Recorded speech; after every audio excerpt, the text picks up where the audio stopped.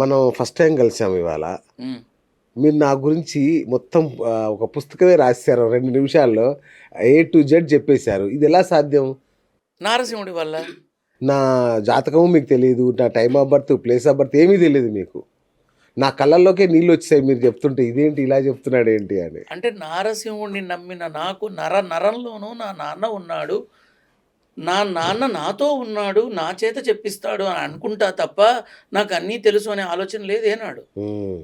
ఇప్పుడు నువ్వు అన్నావు అలా ఎలా చెప్పారు? నా నాన్న ఉన్నాడు కాబట్టి చెప్పా. ఓకే. ఇక్కడ నేను ఎప్పుడు కూడా సీతమ్మ కొడుకు అని ఎందుకంటానంటే ఆ తల్లి చెప్పింది. ఇప్పుడు తల్లి చెప్తేనేగా తండ్రి ఎవరో తెలిసేది, అంతేగా. గురువు ఎవరో తెలిసేది, దైవం ఎవరో తెలిసేది. కాబట్టి నా నాన్న నారసింహుడు కూడా నీది సెకండ్ ప్లేస్, వెయిట్ అని అంట. నా తల్లే ప్రథమం, నా తల్లిని పూజిస్తా, నా తల్లిని వేడుకుంటా, అన్నీ చేస్తా, తర్వాతే నీ స్థానం, నువ్వు నాతో ఉండు అన్న. అంతే. హ్మ్. నాకు అంతకుమించి ఏం తెలియదు. నా జన్మ మంగళగిరి, నా ఊరు మంగళగిరి, నా జన్మ మంగళగిరి లక్ష్మీనరసింహస్వామి దేవస్థానం ఉన్నదే నా జన్మ. సో నా ఈ జన్మ మొదలైంది అక్కడే. నా తల్లి నాకు ఇచ్చిన అపారమైన కరగని తరగని అరగని ఒరగని అనన్యమైన ఆస్తి ఆ మంగళగిరి లక్ష్మీనరసింహుడు. ఇంతకు మించి ఏం కావాలి? అది ఉండబట్టి వీడు ఉన్నాడు. వండర్ఫుల్. మీ శిష్యులు కావచ్చు, మీ భక్తులు కావచ్చు. ఎక్స్క్యూజ్ మీ, ఒక్క నిమిషం. శిష్యులు అనొచ్చు, నా వయసు కన్నా తక్కువ ఉన్నవాడని. భక్తులు అనే పదం పొరపాటును కూడా నేను ఆలోచించను. ఎందుకంటే దైవానికి భక్తులు ఉంటారు, గురువులకి శిష్యులు ఉంటారు. నేను ఇప్పుడే ఒక కాల్ విన్నాను. నేను మిమ్మల్ని దేవుడిగా అంటే దేవుడిలాగా కీర్తిస్తూ ఒక లేడీ ఫోన్ చేశారు నా ముందే.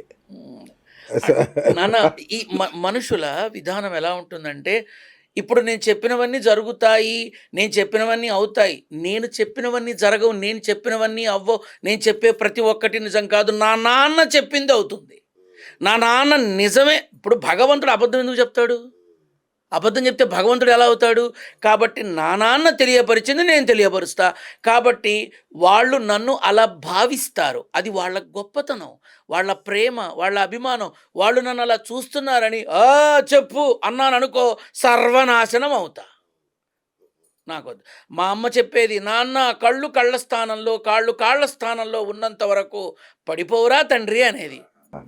మాట బా, అద్భుతం. కాబట్టి నన్ను ఎవరు ఎలా కొలిచినా ఎలా పిలిచినా వీడు నారసింహుడి బిడ్డే, భగవత్ సేవకుడే, భవిష్యత్తులో ప్రజాసేవకుడే తప్ప ఎప్పటికీ అమ్మో గురువు అనే 3 అక్షరాలకి భూమి మీద నాకు తెలిసి ఎవడు లేడు, ఎవ్వడు లేడు. ఉంటే ఒకళ్ళే ఒకళ్ళు ఉంటారు ఎవరికైనా, నీతో సహా ఎవరికైనా. మన తొలి గురువు మనల్ని కన్న తల్లి. ఆ తల్లి చెప్తేనేగా ప్రపంచాన్ని చూసాం, ఆ తల్లి చెప్తేనేగా అన్నీ చూసాం. అలాగే ఆ పదానికి నిజమైన నిలువుటద్దం యావత్ భారతావని పాముకోళ్ళు కూడా లేకుండా ఆసేతు హిమాచలం తన పాదస్పర్శతో ఆధ్యాత్మిక సౌరభాలు చిందేలా చేసినటువంటి జగద్గురు ఆదిశంకరాచార్యుల వారు. మరి ఆదిశంకరాచార్యుల వారిని మన చిన్నజీయర్ స్వామి నేను దానికి కూడా వస్తా.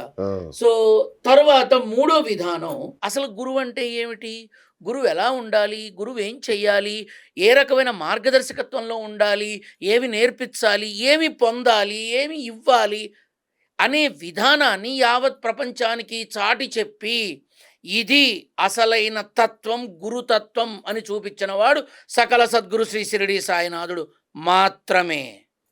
ఆయన ఒక్కడే.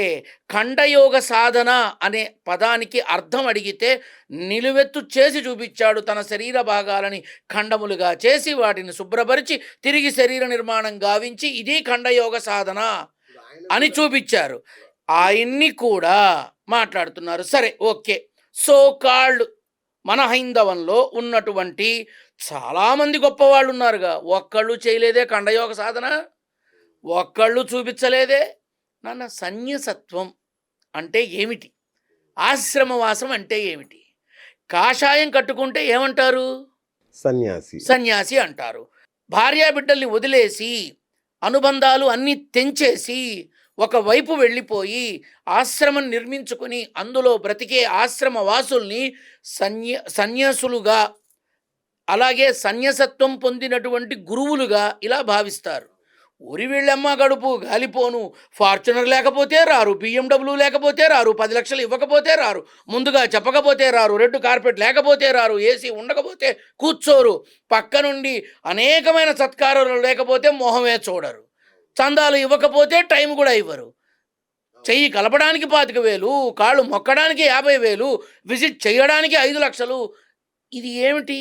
దీన్ని ఏమనాలి తెలియదు. కాబట్టి ఇది వ్యాపారం కాదట. ఆ, సమ్మక్క సారక్క జాతర మాత్రం పెద్ద వ్యాపారం అంట. ఇప్పుడు సమ్మక్క సారక్క అనే దేవతలు ఉన్నప్పుడు మనం ఉన్నామా? మనం లేము. లేవు కదా. ఆ చుట్టుపక్కల ప్రాభవం మారింది తప్ప దేవతలు మారరు కదా. ఇక్కడ ఉన్నటువంటి విధానాలు ఏంటంటే హిందువులకి క్రిస్టియన్స్ మన శత్రువులు కాదు, ముస్లిమ్స్ శత్రువులు కాదు, మనలో మనకే ఉంది మాదచ్చపు మాయరోగం. మనల్ని మనమే కొట్టుకు చస్తున్నాం, మనల్ని మనమే బాధ పెట్టుకు చస్తున్నాం. ఎందుకు? అక్కర్లేని వివాదాలు తెచ్చే విధంగా. సాయిబాబా ఏం చేశాడ? సాయిబాబా ఆనాడే అన్నాడు, నువ్వు నా కోసంగా మందిరం కడితే ఆ రోజుతో పూర్తవుతుంది నా అవతారం అని అన్నాడు. ఆయన ఉన్నంత కాలం ఏనాడన్నా షిరిడి గురించి తెలుసా ప్రపంచానికి? ఆయన చెప్పాడు, నా తదనంతరం షిరిడి ప్రపంచానికి తెలుస్తుంది అని. ఆ తర్వాతే తెలిసింది. మరి ఈరోజు ముచ్చింతలు, అలాగే మైసూరు ప్యాలెస్లు, అలాగే మఠాలు, ఒరివిడ దుంప తెగ లక్షలు కోట్లు పోగేసి మరి పెడుతున్నారు కదా. ఆ ముచ్చింతల్లో నన్ను తిట్టుకున్నా సరే నేనైతే ఒకటి ఆలోచిస్తున్నా, ఈ ముచ్చింతల్లో మహానుభావుడు, సాక్షాత్ దైవస్వరూపుడు, ఎంతో గొప్ప భక్తి తత్పరత కలిగిన రామానుజాచార్యుల వారిని అక్కడ పెట్టి అవమానిస్తున్నారని బాధపడుతున్నా. అవమానించడం, టికెట్ పెట్టి మరీ అవమానిస్తున్నారు ఆయన్ని. టికెట్ పెట్టి చూపించడం అదో దరిద్రం, అది పక్కన పెట్టు. వీపు చూపించి సెల్ఫీలు దిగుతున్నారు. ఎంత అవమానం ఆ మహానుభావుడికి.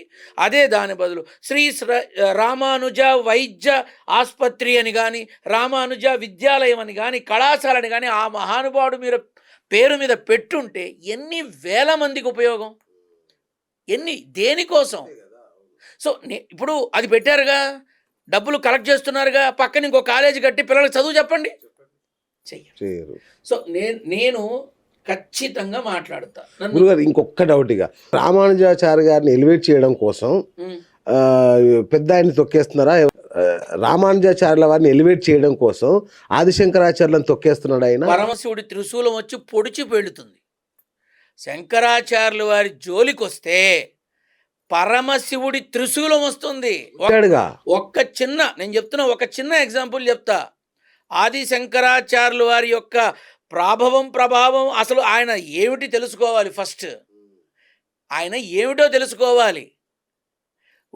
తన శిష్యుడిని చెరువుకి అవతల ఉన్న తనని చూడాలి అని అనుకున్నటువంటి ఓ మహాభక్తురాల్ని తీసుకొచ్చే క్రమంలో, రాలేని క్రమంలో, అప్పుడు వెళ్ళి నువ్వు తీసుకురారా నాన్న అన్నప్పుడు నది అని కూడా ఆలోచించకుండా ఆ మహానుభావుడి మీద నమ్మకంతో నడుచుకుంటూ వెళ్ళిపోయాడు నది మీద. ఆయన వేసే ప్రతి అడుగు కింద ఒక పద్మం విరజిమ్మింది అక్కడ. అందుకే ఆయన పద్మనాభుడయ్యాడు. ఈయన నడవమని చెప్పు ఎవరినన్నా.